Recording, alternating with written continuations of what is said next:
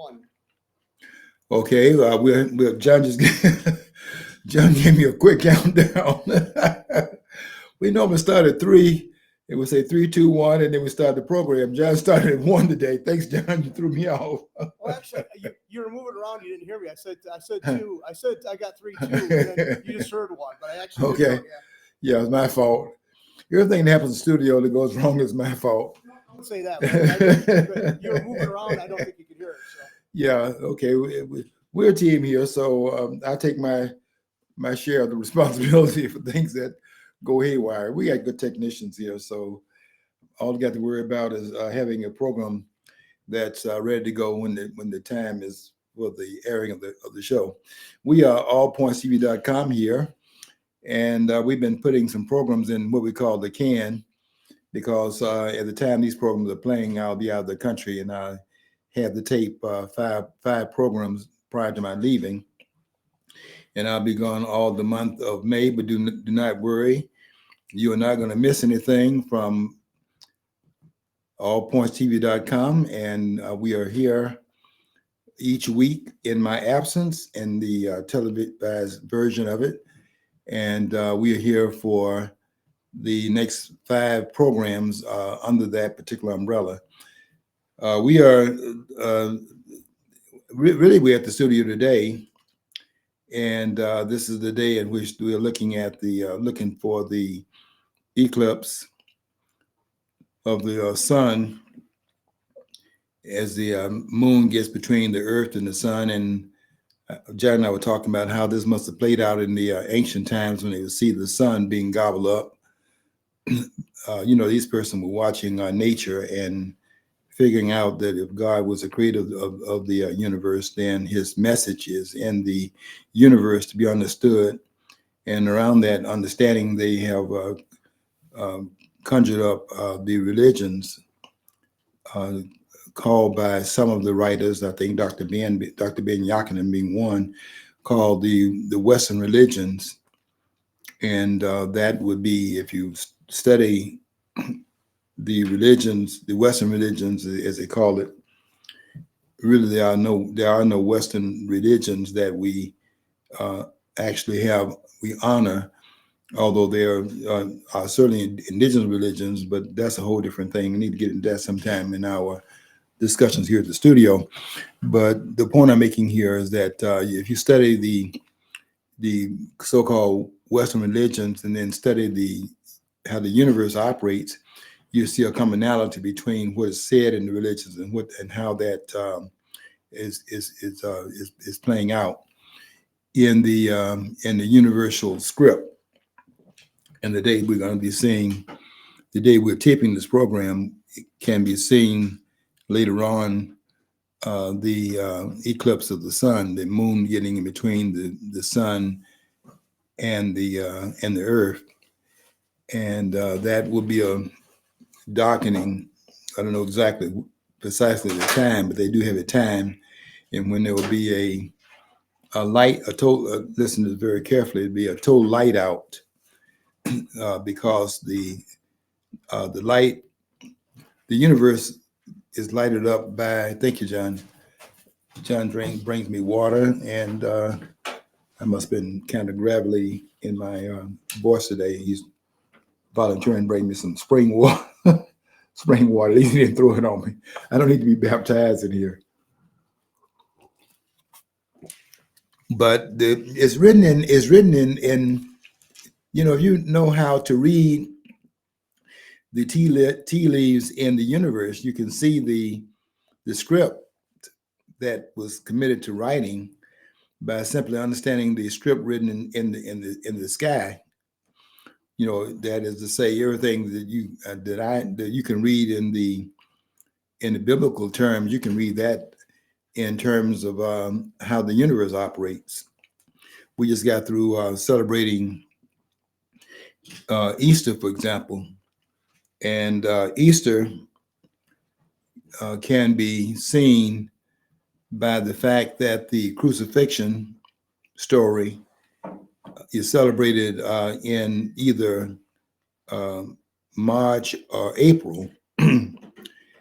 And because it is prefigured in different months means that it's not chronicling a particular earthly event, but it is chronicling a event that happens at regular intervals in one of the 2 months, in the time of Aries.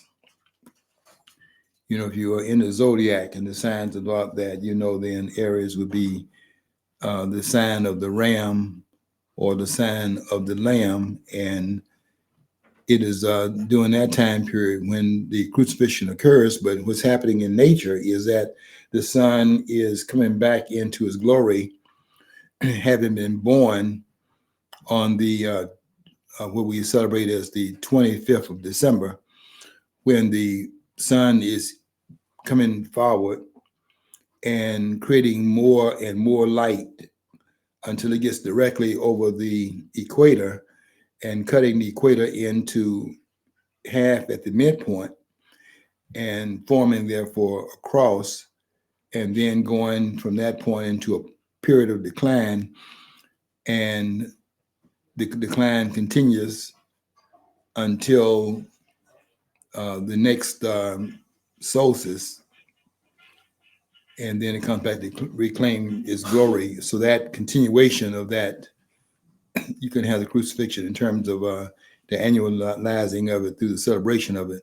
But that crucifixion takes place in the universe on the annual basis in the 365-day cycle that we know now is the solar year. So anyway, that's a little bit of the history of that. And you want to read about it, you can do that in some of the books that are out there. I think that the book by Fraser, and his book is called 13 volumes, by the way. Fraser's book, Frazer, and can read his work. And let's see here. You could read maybe the greatest of the Egyptologists in this country, James Breasted, can read the Dawn of Conscience. The Dawn of Conscience is his book. And let's see, that came out in 1935. There's some very good works you can read. Signs and Symbols of Primordial Man, that can be read, and so on and so forth. Okay, that's on the way to my subject. We've been talking for the last 2 weeks about the history, the grounding points of the nation, and I'm very glad to be able to talk about that, because I think we've got to go back to the roots. And if we don't do that, I don't think there can be a possibility, even a remote possibility, of turning the country around. And I'm beginning to think that that train has left the station. But wherever there is a flicker of light that is shining down on us by the framers, I then think we have a chance to get out of this conundrum that we're in. But you know, the light is in fact flickering, and I don't think we have any choice in the matter. If we don't get back to, I keep saying this, don't get back to the framers. If we don't get back to the framers, then all hope is gone. They are the lifeline, and we've got to reel ourselves in. We are here in the middle of the ocean. We got to realize we got to reel ourselves back in to the shores, and that has to happen pretty immediately. And I think it definitely the die is really going to be cast on November the 5th of this year. And if we don't get it right, this is my view of it. But I think there are a lot of persons that are also coming to this understanding that we don't have a whole lot of shots left, and this could be our D-Day if we don't get it right on November the 5th in terms of voting in of some things and voting out some things. I think that this is going to be a wrap. because you're only given so many chances. Nature does not continue to give one chance after the other. It says, uh, seeking you shall find, and knocking the door shall be open. But it doesn't open infinitely and just simply allow that open sesame type of thing to continue to occur. You got to take advantage of what opportunities are presented at the time of the presentation, and is not open to your voting for it. This is a dictatorship. You either open the door, the door is open for your access, and if you don't access it, then that door is in fact closed. And I think that the day of closing, if it's not taken advantage of, I think that we have arrived at that critical moment, that crossroad we always talk about, and we either will be worthy of the salvation that is open to the nation, or we close off to the nation. And I think this time you might see the consequence being pretty much permanent. It's are we there yet? We may not be there yet, but the hour is late, and we are arriving closer and closer to that moment every day, that each day that passes. It's not just the Passover in terms of the moon coming between the sun and the earth. There's another Passover that's occurring as I take this program, and we've got to understand what time it is. The hour is very late. I was talking last week about the grounding of the country. We're looking at the documents, the great documents that were the incubator of this country's birth. First of all, the Declaration of Independence in 1776, which I have to tell you, I think this country is a miracle. Its birth is a miracle birth. I don't mean in the way the birth that we would celebrate on Easter in that sense. I think I'm talking here about a secular realization of the miracle, in terms of this country being a miracle, to have this country be able to be created under the conditions it was created. And that would be just tremendous, that these persons would step out like they did in a perilous journey.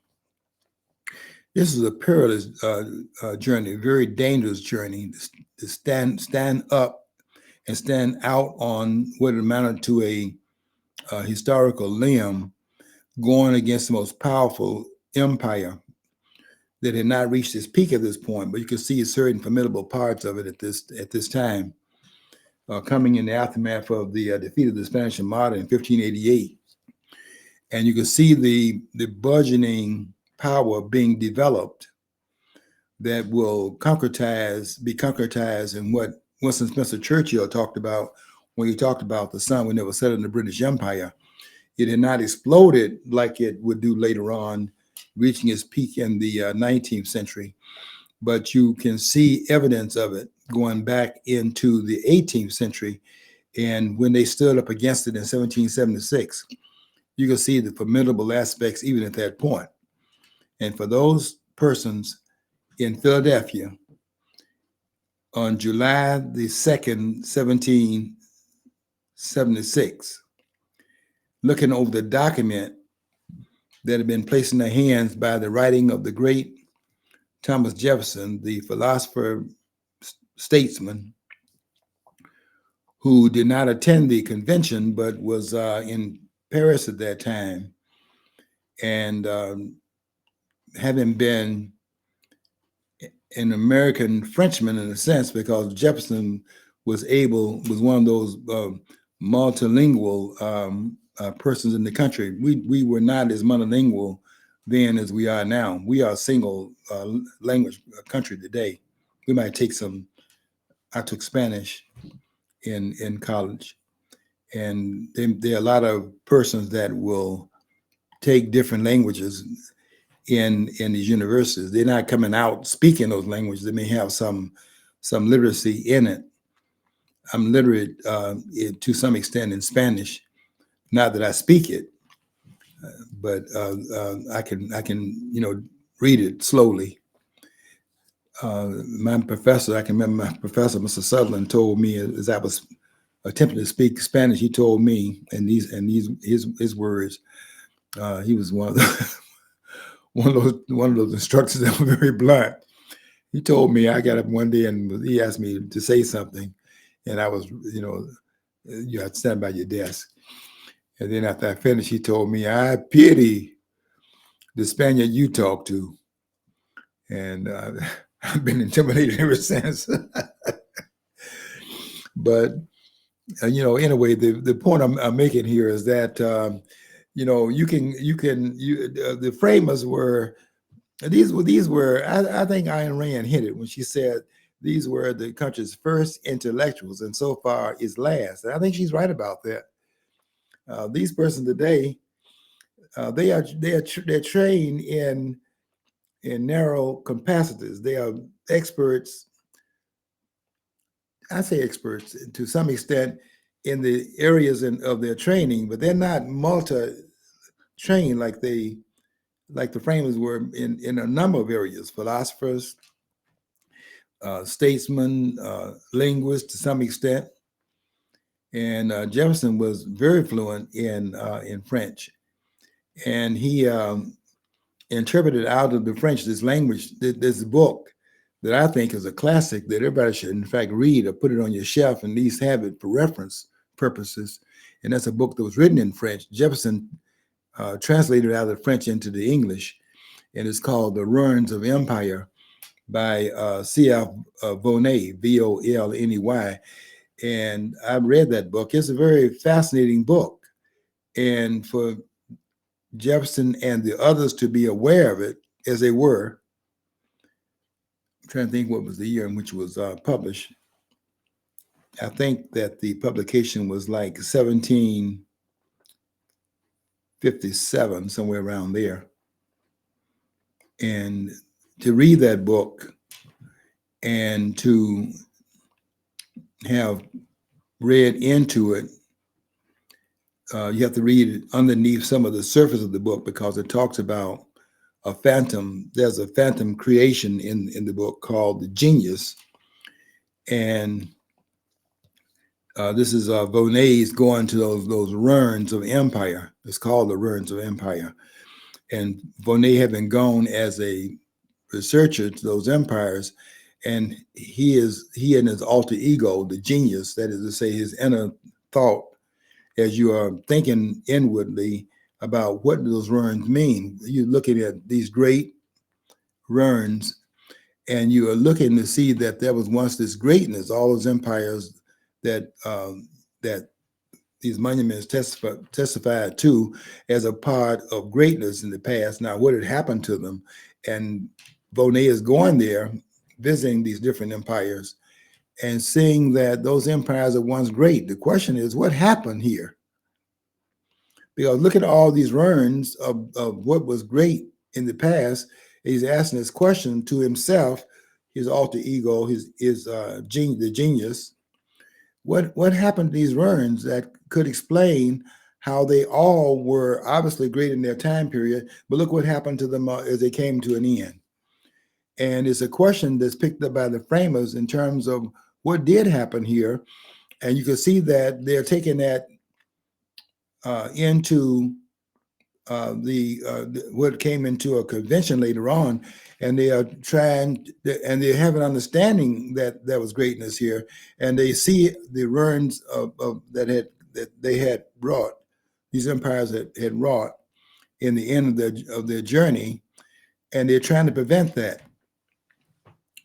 You could see that in the. This is my claim, but you can see this in the Articles of Confederation. I brought a book to the studio today, and it has in it the three main documents: the Constitution of the United States, the Declaration of Independence, and the Articles of Confederation.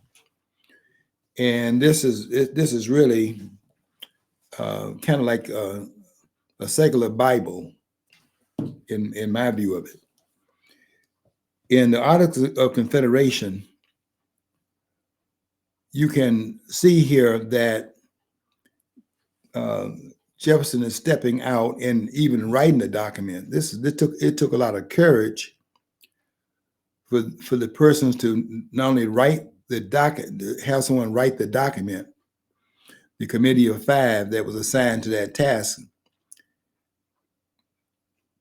by the First Continental Congress, because they've declared they now are moving toward an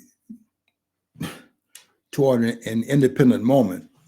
The Continental Congress set up in 1775, but the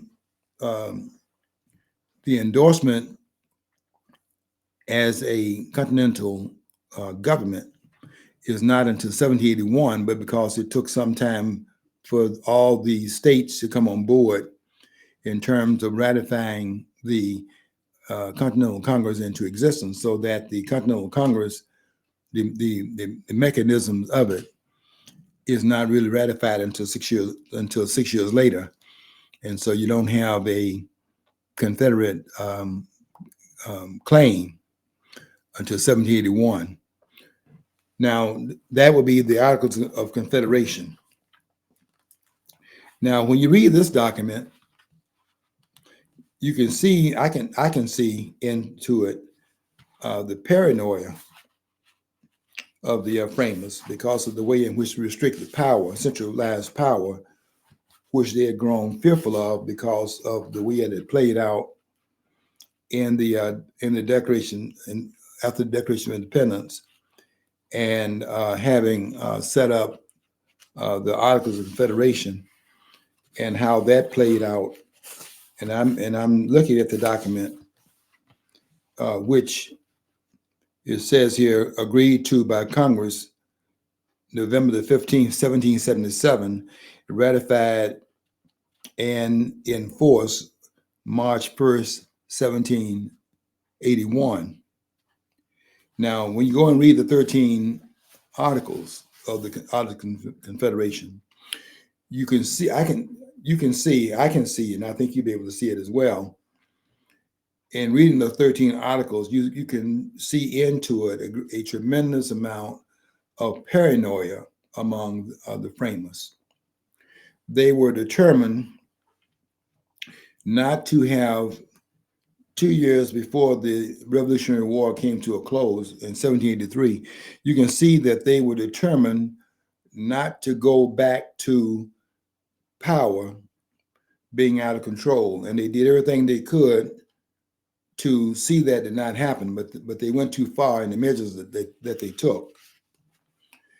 In the articles, what you see is a refusal of the 13 policies that were in place at this point to sufficiently relinquish the power from the grasp of the states so as to place enough power in the hands of the central government so it could actually do anything.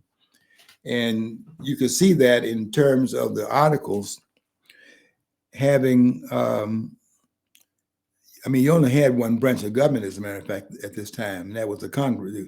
They had created a legislative branch of government, did not have an executive branch, did not have a judicial branch. There was a single branch of the government, which was one way of restricting power to not allow it to expand into different areas. But also, you can see the restriction by the fact that it took all of the 13 states, the 13 colonies, to ratify the Articles of Confederation, and then it would take all of the states to agree to any changes that were made in the polity that had been created. If you're going to make any changes in the document, they all had to agree upon it. And the reason why that would be true is because every one of the 13 polities were independent sovereignties and had not yet been even viewed as being a United States. They were a confederation of states. So they had this sovereignty, that sovereignty, and other sovereignties. You can see that even in the later birthing of the Constitution, which is in Article 4, Section 4 of the Constitution, where it has not been understood, I don't think, quite clearly as to why that is in the Constitution of the United States, where it says that every state is guaranteed a Republican form of government. But that is in there because to come together to form the Constitution of the United States, where there is a relinquishing of more power, the guarantee of a Republican form of government was necessary because they're not as restricted in the Constitution as they had been under the Articles of Confederation. And there had to be an assurance placed in the original document. I'm saying this, and I don't think that's generally understood, but there had to be a claim of assurance placed in the document that would give some assurance that they were not creating a monstrosity that would go out of control. And so the guarantee is placed in Article 4, Section 4, as a way of creating something that was not as restrictive. At the same time, they wanted to have a guarantee would not go out of control. And that's why you have in Article 4, Section 4, what is written there, that every state is guaranteed a Republican form of government, not guaranteed a constitution, a democracy or democratic government, which is not found in either one of the two founding documents of the country. And there's a reason why that is true. And go read the Federalist Paper number 10 that was written by Alexander Hamilton, whose pen differed from the pen of Thomas Jefferson. Thomas Jefferson pen was a revolutionary pen, wherein Hamilton's pen was one of a government. See, you can have a revolution, but then the question comes up: what do you create thereafter? And I mean, you can create through revolution is a military aspect. You can have a military conquest, but only so much can be done on the battlefield. The question comes up in the aftermath of that, after you've enjoined and won the battle on the battlefield. Only so much can occur on the battlefield. Then the question comes up of what do you do in the aftermath of that, because the rest of it has to be done in Parliament. And that's where the gap is, and to some extent, between that which was born on the battlefield and won therein, not so much because of the generalship and the military genius of George Washington. I don't think that's really what the history would show in that regard. It's not George Washington's military prowess that will win the day. It is not George Washington's military prowess, it is George Washington's tenacity. That in the face of military defeat, one after another for a period of time, that proved the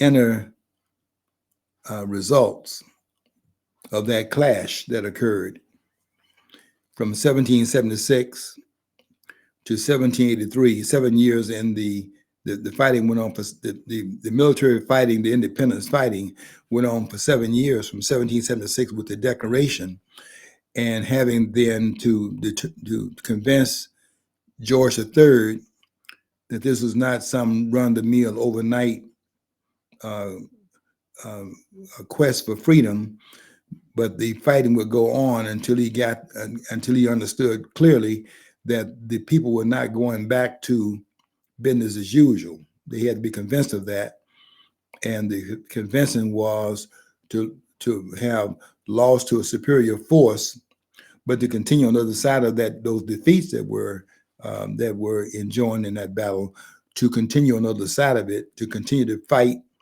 and to resist going back to what had been prior to July the 4th, 1776, it was clear that this was going to be liberty or death. And that's what makes these framers so great and make this generation of freedom fighters the greatest generation this country has produced. None stands beside it, before it. This is the greatest of this country's generation, despite what may be said about it later on. I don't think there could have been even the, I know they say the greatest generation was World War II, but even that generation could not have, could not have withstood the conditions that it took to bring the country into existence. You'd be surprised in reading about some of the things that took place. People wearing socks, walking in snow with their feet bleeding, and having to wear socks, which will eventually become soaked in, you know how snow is. The melting of that, and then the freezing of your feet, and so on and so forth. And they're fighting in those conditions. It's amazing what they did, but they had this ideal of what they were trying to do, and they were focused upon the ending result of it. And that generation is our greatest generation, without any question, no matter what the historians may say about it. I'm going to be saying a lot of things about it once we get to November the 5th, because I want to wait until I'm working on a revision of a book that I wrote, and I'm going to be able to put full time into it as soon as we get to November the 5th. But I want to be able. There's some things I'm doing on Facebook. Each day I write on Facebook, and I write voluminously on Facebook every day, because I think this is important. And the struggle that we're in, and we're definitely in a struggle. We are at a place right now where we got to win. This is a must. The country has got to win on November the 5th, and they cannot win by putting Biden back in there for what will be a lame duck term. Turn this man loose when he has nothing to lose in terms of the quest for re-election. At the end of this election, if he's elected again, there cannot be a third term, as much as he may desire to have it. But what will happen is, by being in power, you don't have to submit to the verdict of the voters, which they didn't submit to the verdict of the voters in 2020. This election, this election was in fact taken out of the hands of the American people in 2020. And there's no reason to believe that if they are in power and they're no longer can in the open run for a third term, it does not mean they relinquish power, particularly in what they're doing right now, which is they're trying to put the opposition in jail. And that is well on the way if they have their way. So we're looking at, so I'm going to get back to this publication I'm working on, but until November the 5th, I'm not going to be able to work on it, because we got to stay out here in the fight that we're in right now, and do what we can to stop what really is a train wreck. And they're bringing it, and we've got to resist it, because this has a impact that will be excellent in our future, that I don't think you can excise it or exorcism. You can't have an exorcism of it. If this election does not go the way of the country to its benefit, and that means a election that does not bring this criminal administration back into full power, vindictively, so that they will come into power feeling empowered by the fact that they were able to overcome the opposition to it. And this opposition here is by the greatest movement this country has produced since the Revolutionary War. This mobilization we're seeing right now in the MAGA movement, Make America Great Again movement, is the greatest movement this country has ever produced in this country's history as an independent polity. Of course, it took a lot of people committed to bringing the revolution into existence. But on the other side of that, we've never seen anything like this movement. And if this movement is defeated, you'll never see anything like it again. If this movement cannot accomplish what it is set out to accomplish, to make America great again, which goes back to the founding, because there have been some pretenses of greatness, which are now being borne out to have been nothing other than pretense, passing for reality, but not the reality. It was a frontal kind of view of what was going on behind the scenes. Though this country has never been what it claimed to have been since around, I would say, since around 1780. I'm going to say here 1787. No, make that 1797, which would be the year in which George Washington stepped down from his position as president and went home back to Mount Vernon for the first time. They went home. He'll do it a second time. He went home in 1783 for the first time. He'll go home a second time in 1797 after two terms that he himself selected to run and serve, to put the country on his feet, and then went back to Mount Vernon for a second time, where he not to return again. But one thing I didn't point out, and I should have pointed this out last week. One thing that I didn't point out last week was that they had a problem convening enough states to revise the Articles of Confederation, and they knew they had to revise the Articles of Confederation because what they had wasn't working. But they couldn't get enough states to come and participate in the revision. Not having they had a meeting planned, for example, in Annapolis, Maryland, and not enough states showed up.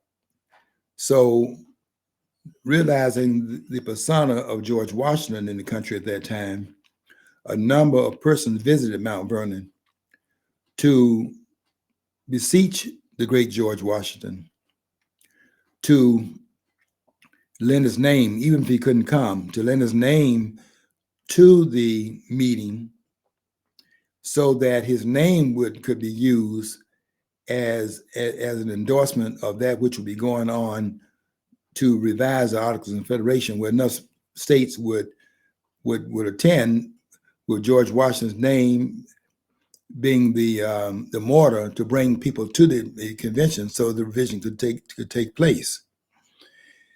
And some of the ones that went there, you'd be surprised some of the names of those persons, but one of the ones that went there was Alexander Hamilton. Went there to beseech George Washington to at least give his name to it, even if he could not attend the convention, to give his name to it so that persons would see the endorsement, and that would create a certain amount of interest in going to the convention to attend to the affairs, which was to take away some of the restrictions of the document, because there was a need for revision, to take away some of the restrictions that were in place and find another way to do what was intended by the Articles of Confederation, which restrict the centralization of power.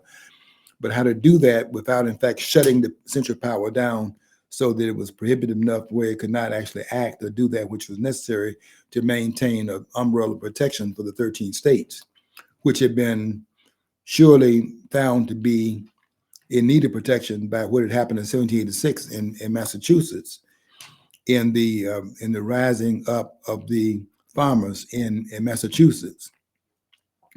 There was a rebellion called the Shades Rebellion that had occurred in 1786. So when they're now meeting in 1787, they have that to think about, how to do that.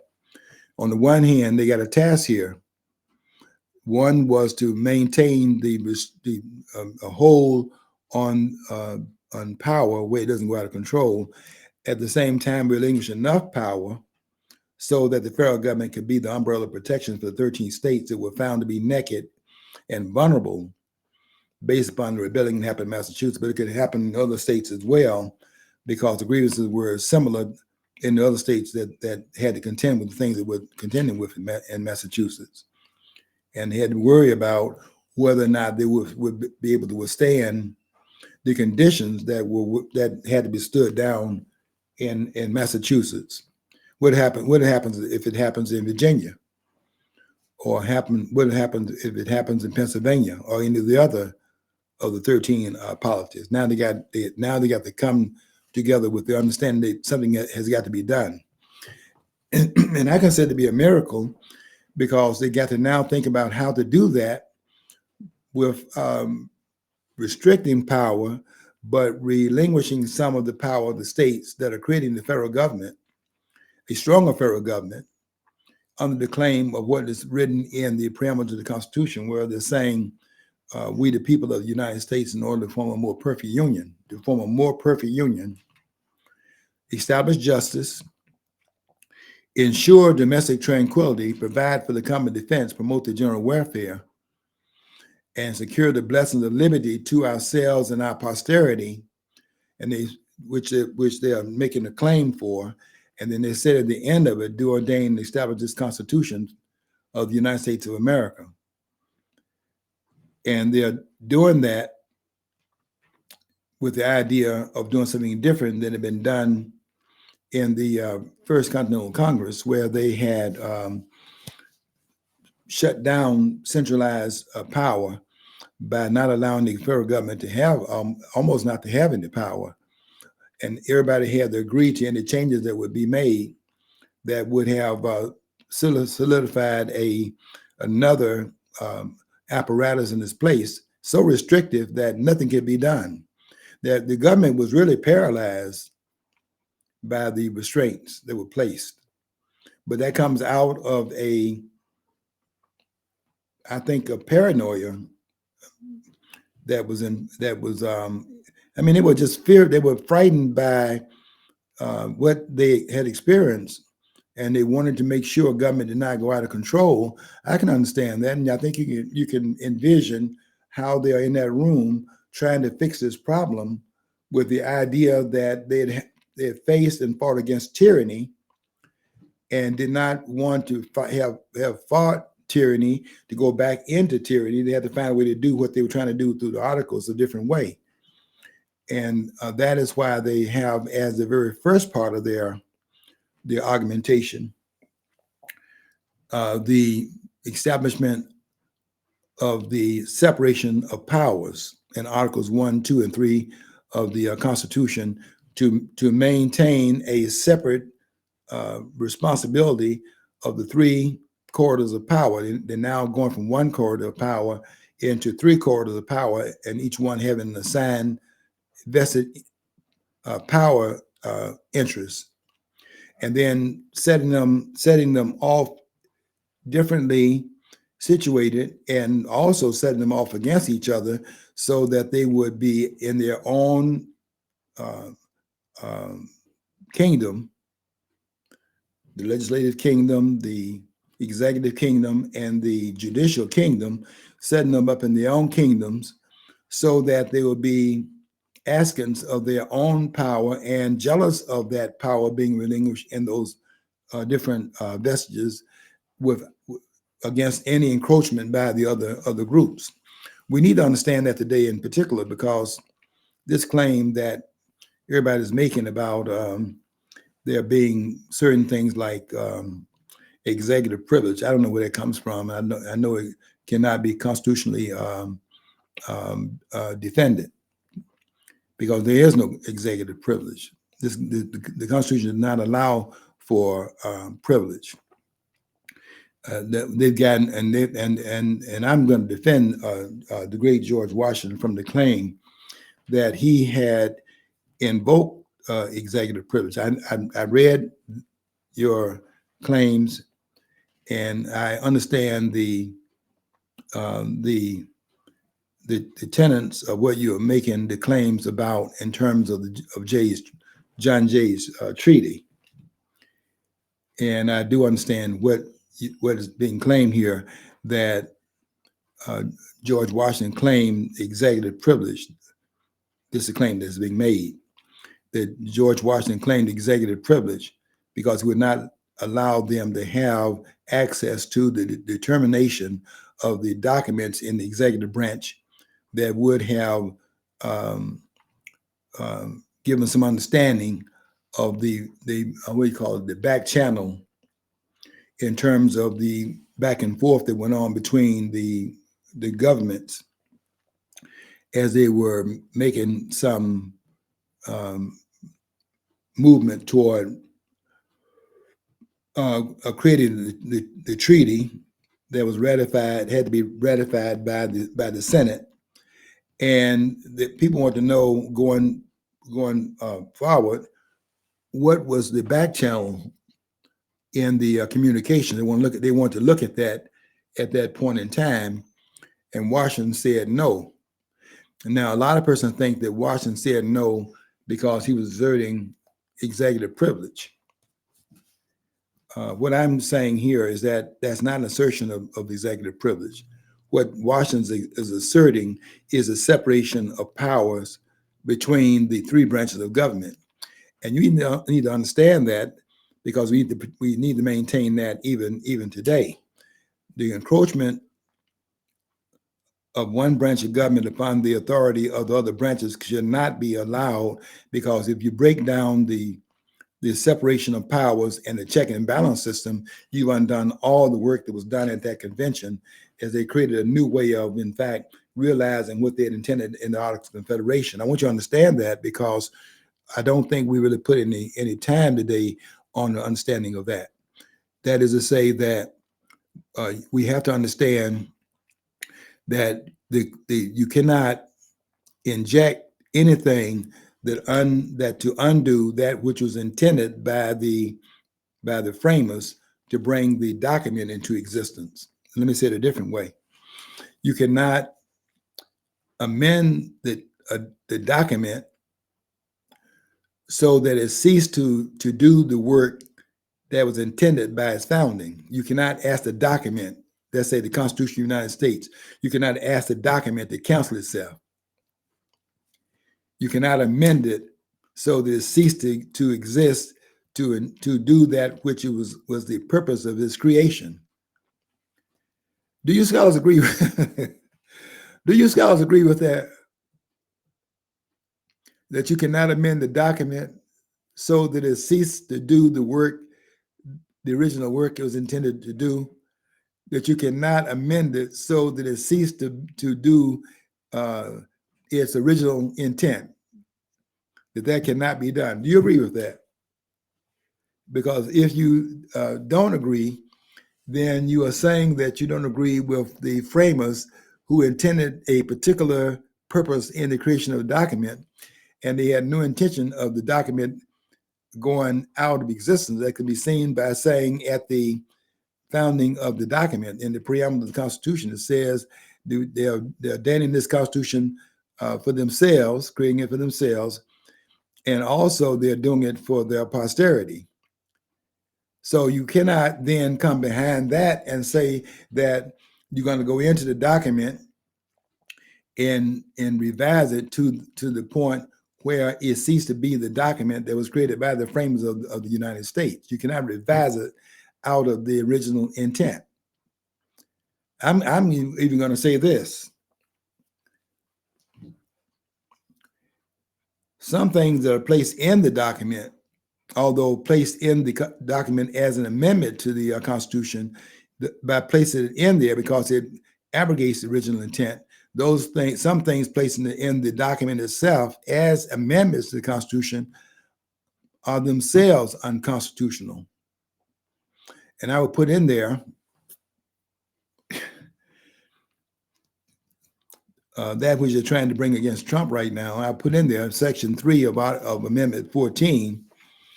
That section that is now they're trying to rebirth that section up there to say that Donald Trump was involved in an insurrection on January the 6th. We all can just, that date stands out now. You don't have to give the year of it.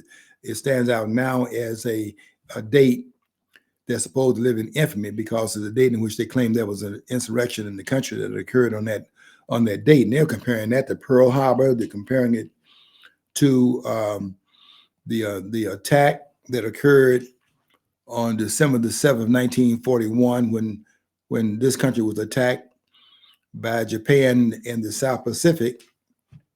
And they're saying that the attack on January the 6th is up there with the attack the country was under when it was attacked by Japan. And they made this January 6th so-called insurrection on par with the worst attack. They're saying this is the worst attack upon democracy in this country's history. All that is made of nonsense. Number one, there was no insurrection on January the 6th.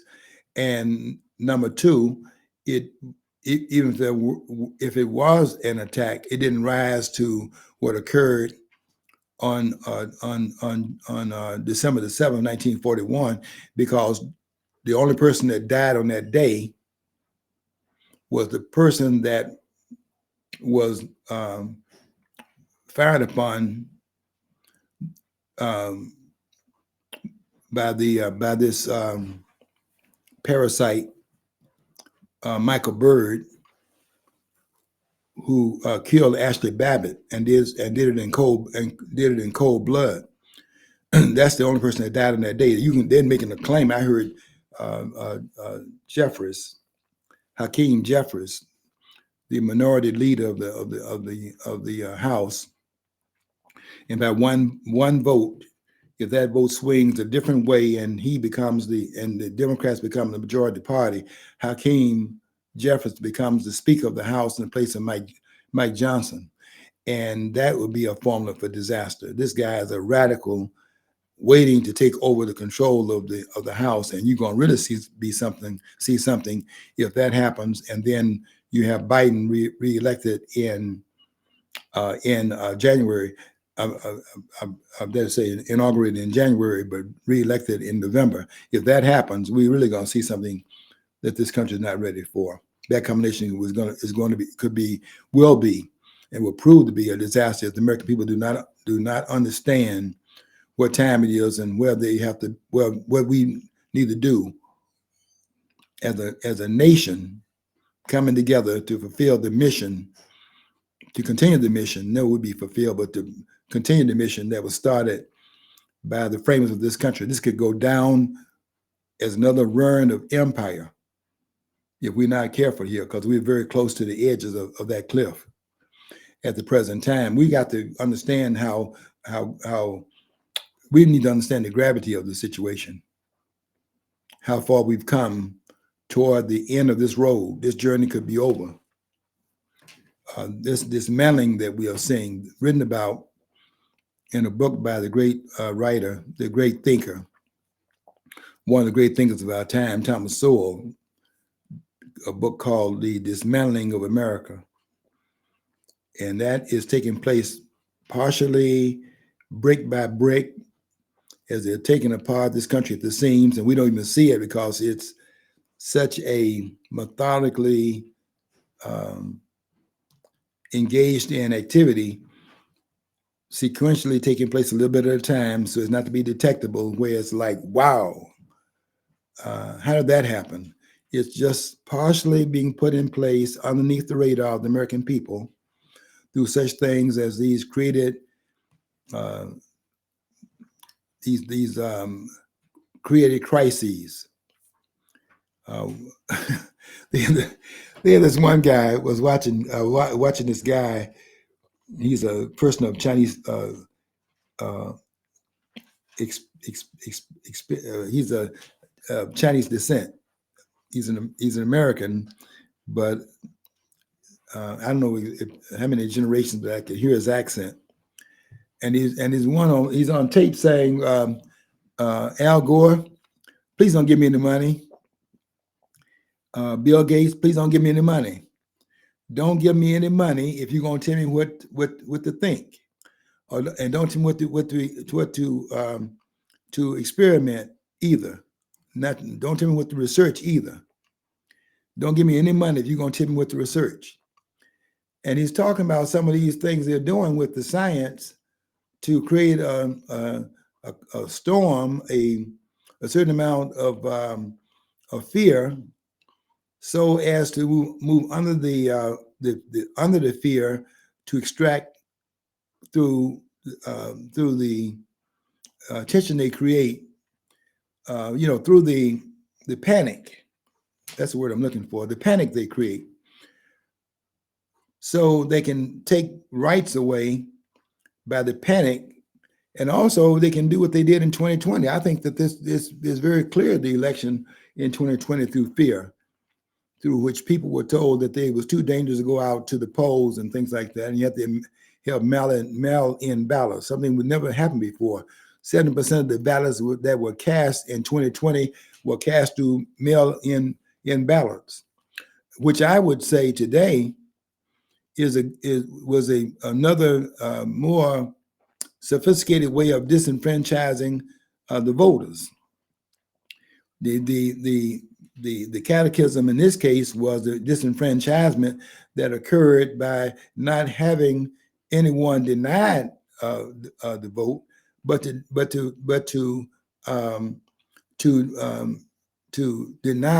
disenfranchise through the voting process, so that the voting could go on, but the voting of the people to be overwhelmed by the voting that was in fact added to it through the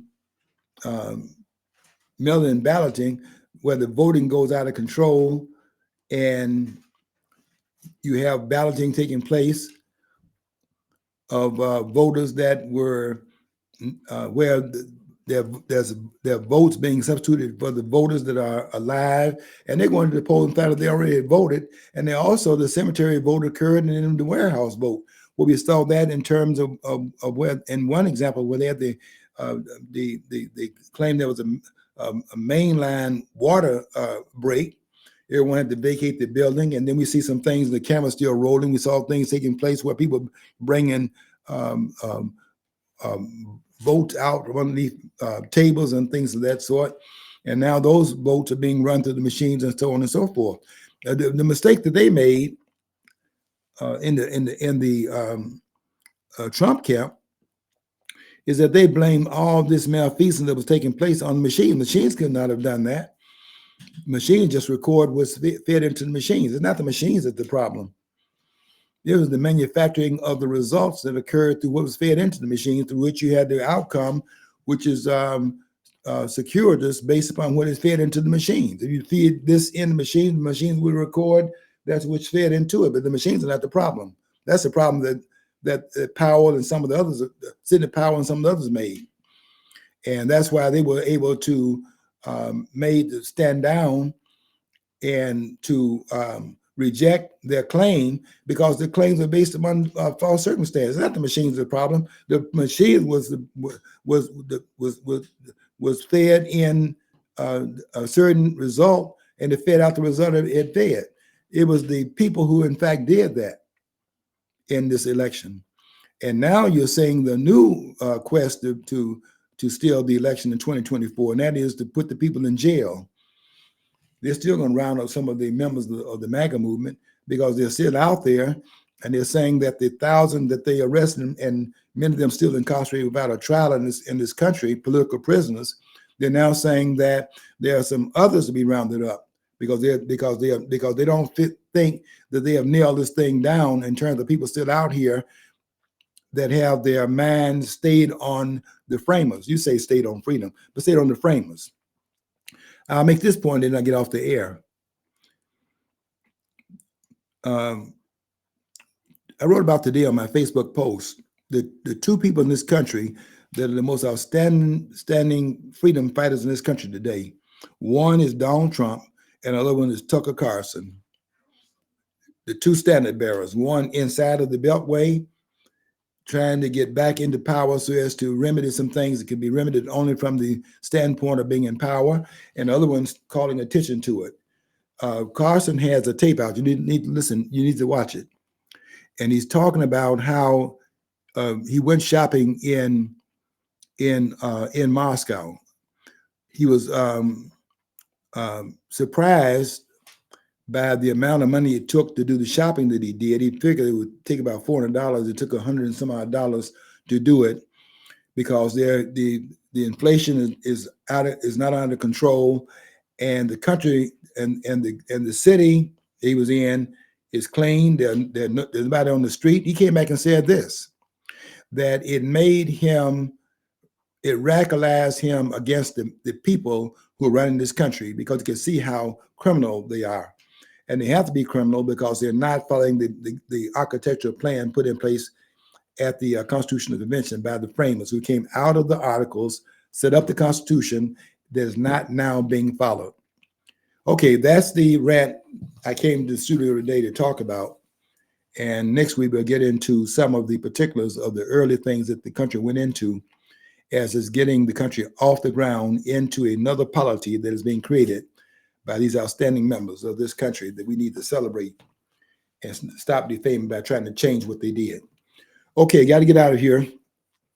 Until next week, we want you to follow your dream. If you don't follow your dream, you'll never know what's on the other side of the rainbow.